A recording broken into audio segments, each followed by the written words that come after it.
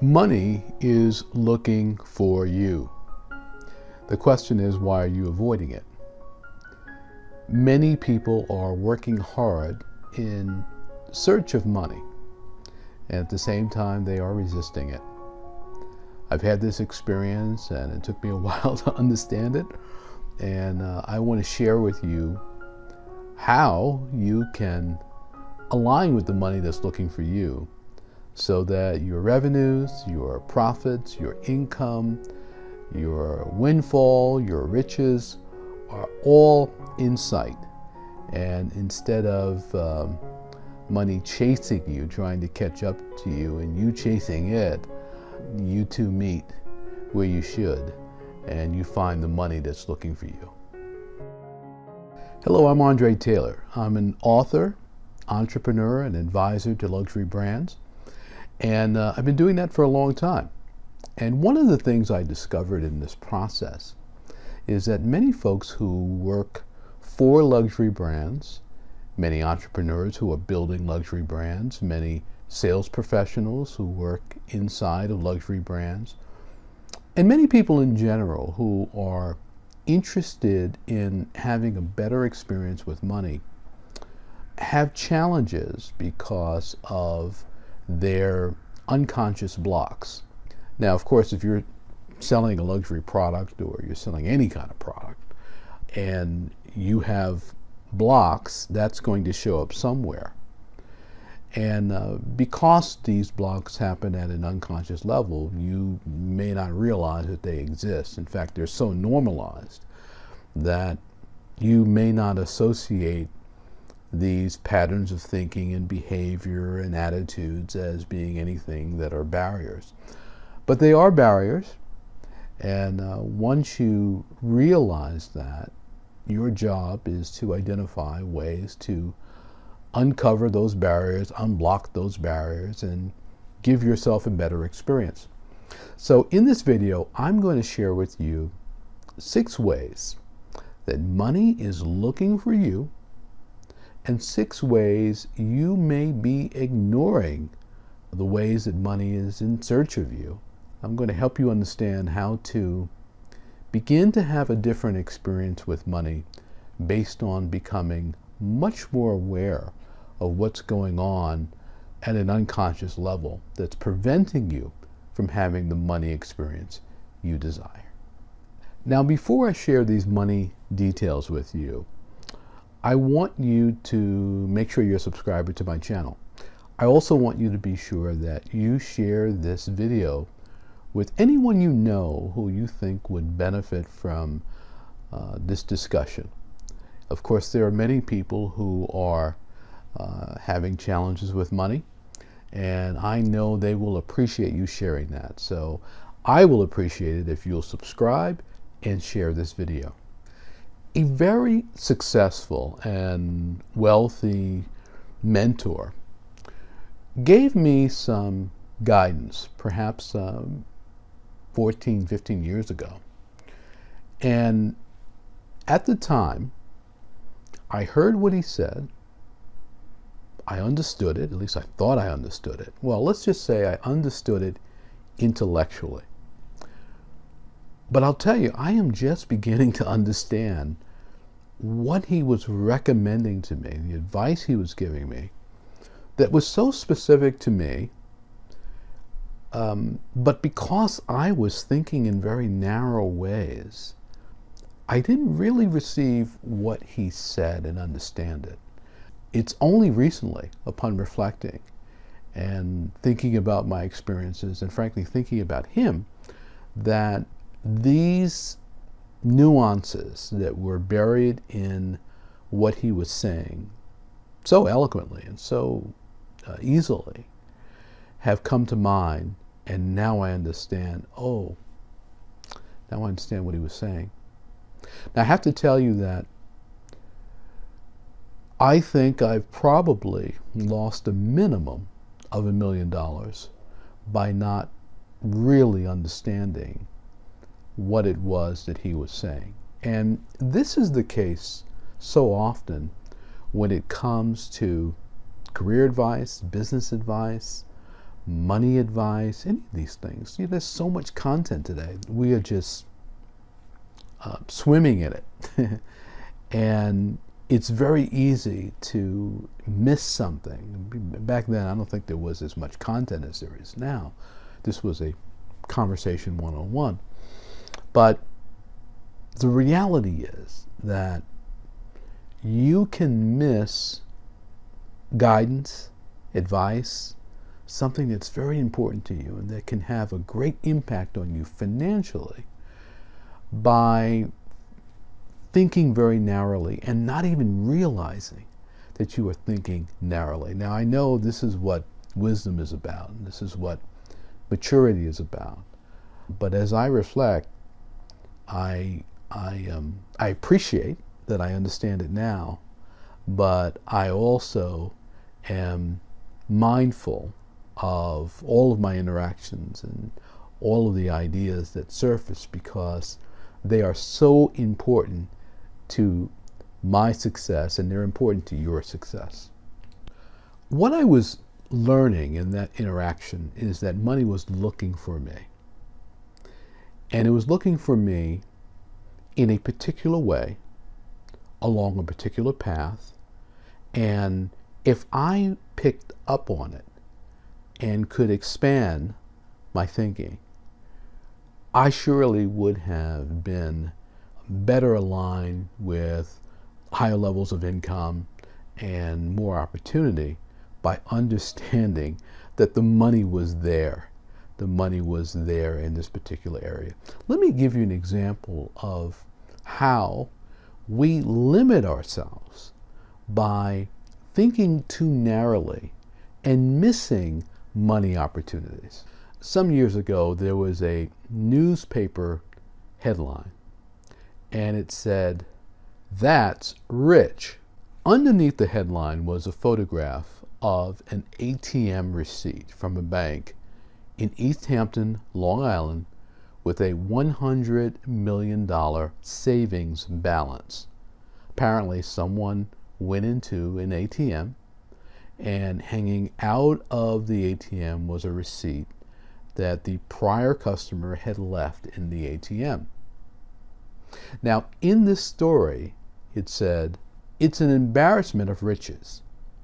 This receipt, showing an astounding $100 million saving balance, was left behind at an East End bank by an arrogant mogul who couldn't be bothered to pick it up."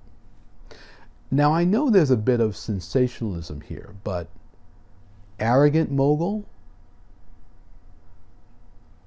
Embarrassment of riches? Couldn't bother to pick it up? These words are written to spark outrage. Well, that is the exact opposite of what you should feel. Whenever you are in an environment where the riches of this earth, the riches of our society, become apparent to you and are visible. These words in this story highlight lack. They highlight comparison. They highlight complaint. They highlight outrage. And this is immature thinking when it comes to building money in your life. And it's the first way that people will avoid money that's looking for them. There are symbols all around them. There are signs all around them that this is a rich universe, that they live in a rich town, that there's plenty of money available. But through conditioning, through training about lack and separation and class warfare and all those things, instead of appreciating it, instead of it motivating the person, inspiring the person, making the person feel that, wow, this is an opportunity for me. If this is in the world, that means it's probably in the world for me. These are examples of how when money is looking for you, you are looking the other way. Money is trying to show you that it is available, that it is present, that it is plentiful, and that a person like you can have it. In fact, a person who's in that ATM can have it just like you were. But instead of seeing that as something that can be had by you, you see it as something to be angry about, to be outraged about, to complain about, and to attach all of these negative ideas to. Arrogance, embarrassment of riches, couldn't bother to pick it up. These are all phrases that are written into that story, again, for sensationalism, but they don't serve you any good if you adopt this kind of thinking. The number one way that money is looking for you is by showing you all of the beautiful things that are around for you to enjoy. I'll tell you that we all think too small. Even if you think big, you think too small. There is much more you can do, much more impact you can have. And one of the reasons why you want to have money in your life and be successful financially, it's because of all the good you can do. Imagine the good you can do for yourself, for your family, for your friends, for your colleagues, for your employees, for your co-workers, for society. If you have a cause, there's so many things you can do. So the first thing to become aware of if you want more money in your life is that there is plenty all around us. There is no shortage, irrespective of what is reported in the financial reports. There is no shortage. There's more than enough for you to have more than enough. Let me tell you about the second way that money is looking for you. I have always been a person who consciously captures ideas. I have journals all over my house. I have journals dating back actually decades with notes, ideas, and it's fascinating when I go back and I look at these journals. I can see how I've connected the dots on various things. I come up with an idea, and then later I come up with another idea, and then these things become connected in the way I operate. Well, ideas are examples of money that's coming to you psychically. It's coming to you mentally. And if you don't value those ideas, if you don't capture them, if you don't go back to them, if you don't work with them, if you don't act on them, then money is looking for you in the form of ideas and you're ignoring it. So many people get ideas and they just dismiss them. Sometimes they don't write them down, they don't collect them, they don't respect them. Well, what do you think happens to ideas when you don't respect them? Ideas and money is very sensitive. And so if you don't pay attention to it, if you don't give it your attention, well, you won't have any money in your life and in your business. So the number two way that money is looking for you that you might be ignoring is in the form of ideas. These ideas are coming to you for a reason. They're coming to you so that you can appreciate them, act on them, respect them, value them. And as you begin to work with ideas and they unfold, they will reveal to you all sorts of paths and opportunities that might not be present to you right away, might not be obvious to you, I should say, right away. But as you begin to work with the idea will develop itself. And often it's not that idea, but it's the evolution of the idea.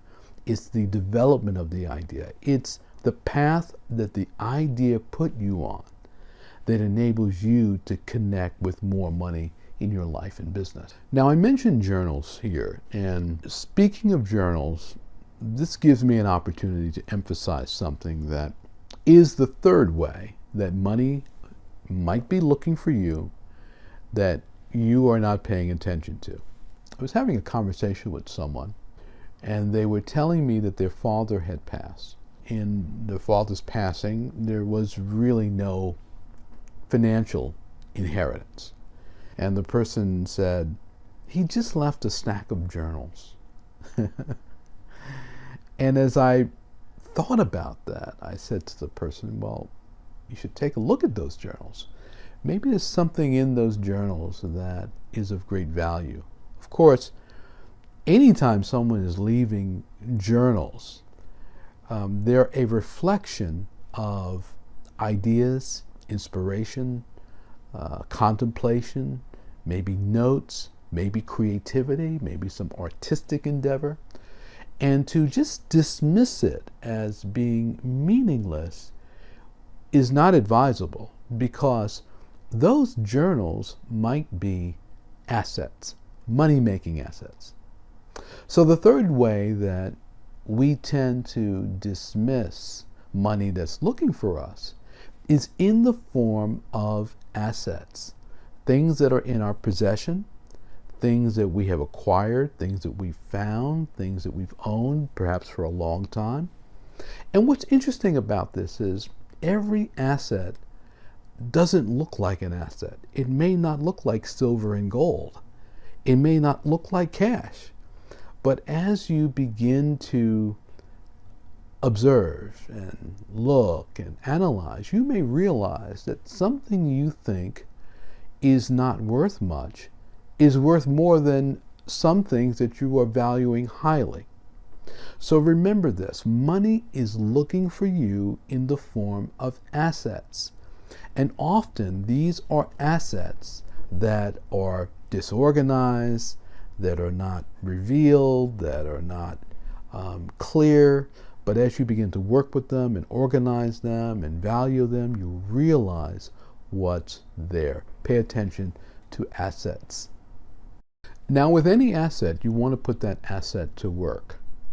And this brings me to the fourth way that money is looking for you, and you may not recognize it.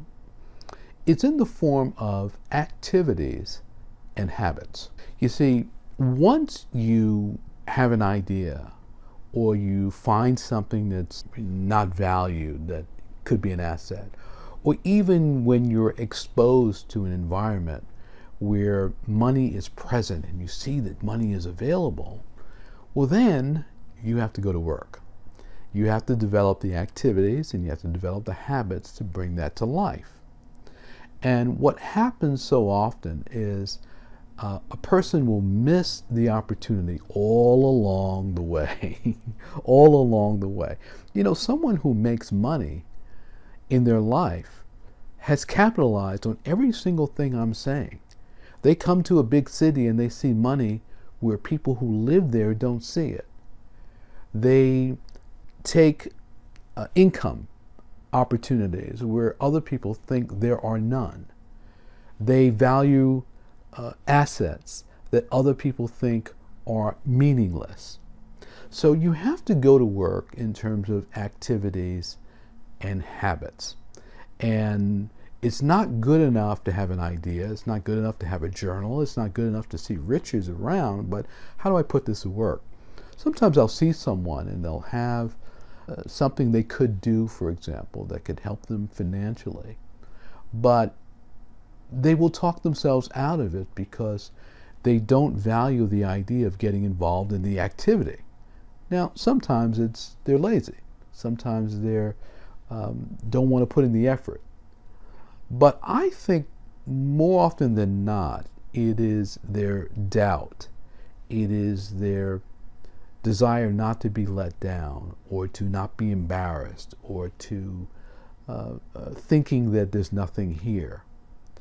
And when you are around someone who's very successful financially, particularly in selling, for example, and building a business, what you will often see is someone who's working at something that, and it does not look like it has any promise. It's slow moving. And it takes some activities, it takes some habits to really see what is there or could be there manifest. So that person has to believe, that person has to have confidence, that person has to decide that this is for me. I'm making this happen. And so remember this. Activities and habits are essential to align with the money that's looking for you. You have to go to work. You have to make the call. You have to go to the meeting. You have to try the idea.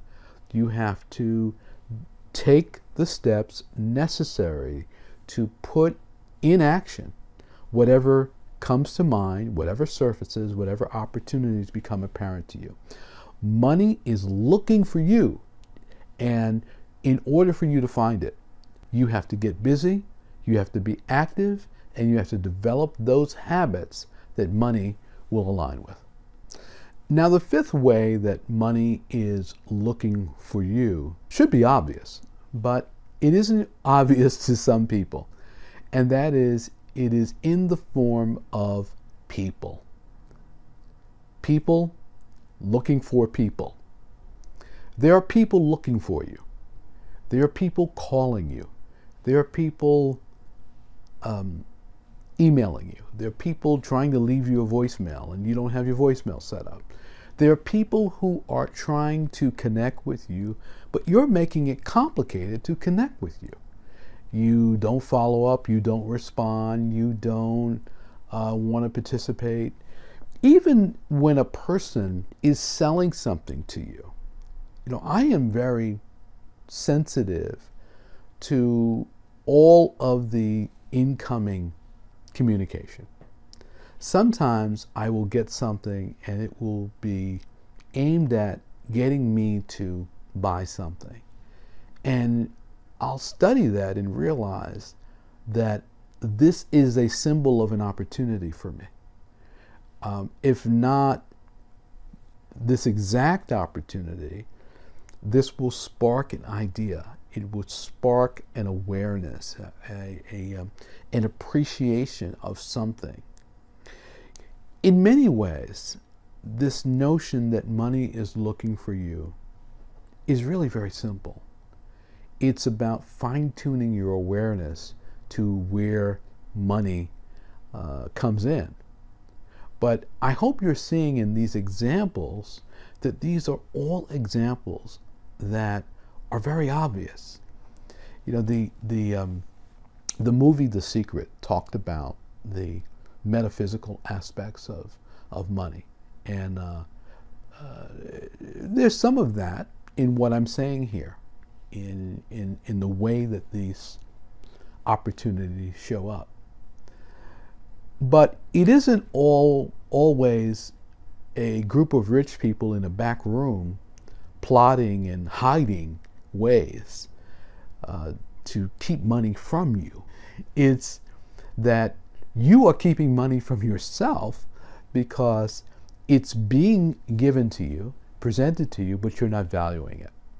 So people is the other way that you have to become better at and more receptive to following up, to communicating, to staying in touch, to checking in with someone. You get an impulse to call someone. The other day I got an impulse to call someone. Haven't spoken to him in probably a decade, but I got this impulse to give him a call. And so people, be mindful of people, because money is looking for you through other people. Okay, we are up to number 6, the 6th way that money is looking for you. And I would describe this as data. Now, here's what I mean.